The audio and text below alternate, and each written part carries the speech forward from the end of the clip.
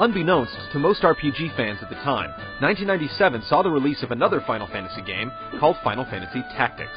Eclipsed by its flagship older brother, the game was lauded by many, but seen by few, until it simply became the stuff of legends and bargain bins. Before you hit bid on eBay though, know that Square Enix is gearing gamers up for a saving throw with Final Fantasy Tactics: The War of the Lions. A new subtitle and a new spread of content put some fight back into this underdog long overdue for a hero's welcome.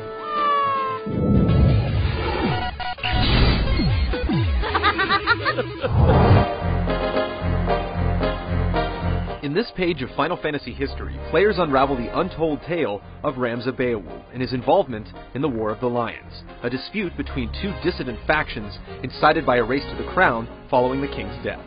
Ramza once knew life as a noble in a family of lords and knights, but when his power-hungry brothers see the tumultuous political landscape as a chance to seize the crown, his world is changed forever.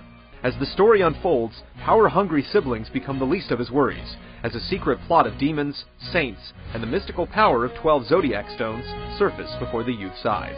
Intent on restoring order and honor to his name, Ramza picks up the mantle of an unknown mercenary and leads his company into battle, swords raised. The original PlayStation version was blighted by inconsistencies and English quirks that made the story more of a folly than a fable.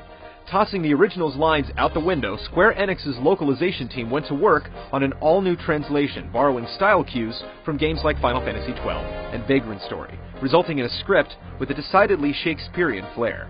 The average player might find themselves begging for Cliff's Notes, but discerning bookworms are likely to enjoy the archaic English revisions. These heads, if aught were in my power to do. Retooled lines and cleaner writing may seem like insubstantial fixes, but the effect is anything but subtle. Fans who have led Ramza to victory once before may find themselves revisiting his world and coming out with an entirely new experience. With more drama and character than ever before, The War of the Lions proves to be a stellar example of the impact that a port can muster with all the proper tweaks in place. I am their unwitting puppet. No more!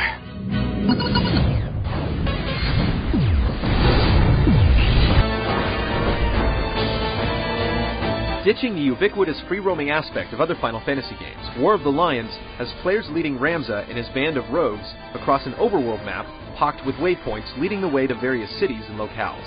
The game's design aspect doesn't receive too much of a facelift here, but a number of interesting new additions throw coals onto the fire. The Tactics campaign was, and still is, a tough one to complete, that often demanded players to level up strategically as they would in the battlefield.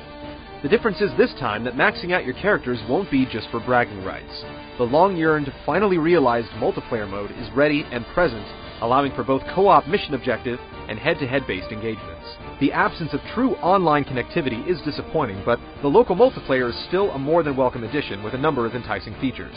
Head-to-head matches allow players to customize the playing field to their liking, from time limits to maps among other options. New battle mechanics like setting and disarming traps and locking swords add a certain wildcard factor that spices up what would otherwise be a fairly conventional PvP experience. On the flip side, players who participate in cooperative missions earn the chance of acquiring special items and equipment not found in the regular single-player campaign. Running parallel to the game's various class and function additions are extra scenarios not found in the original, including playable events with Delita and various encounters with popular Ivalice alumni, including Balthier, everyone's favorite sky pirate from Final Fantasy XII, and Luso, a rambunctious big game hunter and star of the upcoming Final Fantasy Tactics A2. And along with Balthier and Luso's special classes are two more professions tacked onto your roster, Onion and Dark Knight. These bits of bonus content are palpable niceties that add color to the game's incumbent features, but its extensive job system is still the main attraction here.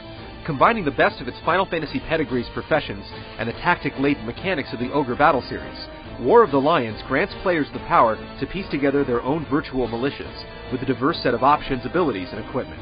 Even up to now, Final Fantasy Tactics' job classing structure is still one of the best the genre has seen.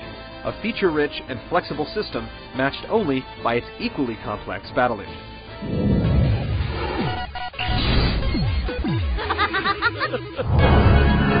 Unlike most RPG battles that take place in a vacuum-sealed environment, War of the Lions has players sprawling about on a three-dimensional map where no two battles are alike. Terrain, charge time, and positioning are among the many things to consider in battle here. Elevated land masses and building walls can obscure hidden enemy units, but a judicious flick of the analog nub can rotate the map to reveal them. Powerful spells and abilities are tempered by a brief startup time that can cause the attack to miss completely if not timed correctly.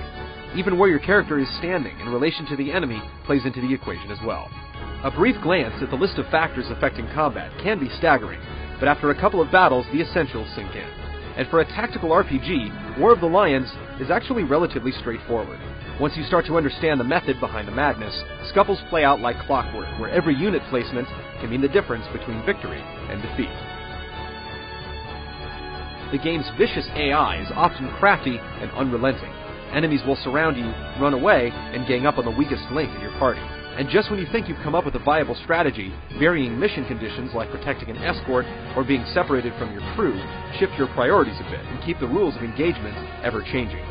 If you've never played past standard active time battles in RPGs, War of the Lions will put up a hearty challenge with its difficulty and diversity of stratagems.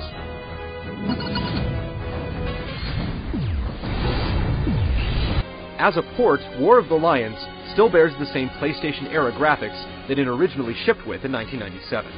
The environments still have the same low-res textures and polygon models as it did back then, but well-animated sprites that show a considerable amount of character still work in bringing life to the game's pallid scenes, as well as a new 16:9 ratio giving players a better view of the action.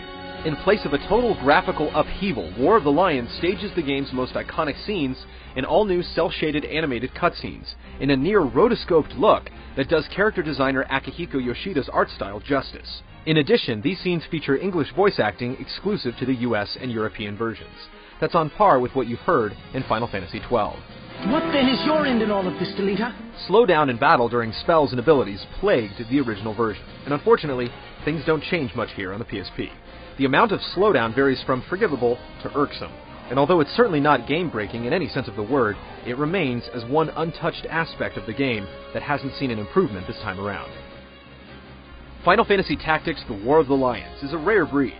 Despite being a veritable grandfather of console RPGs, a galvanized retranslation and timeless gameplay make for a feline that simply refuses to age. If you missed it the first time, don't miss it again. War of the Lions has waged war on portable RPGs, and it's victorious.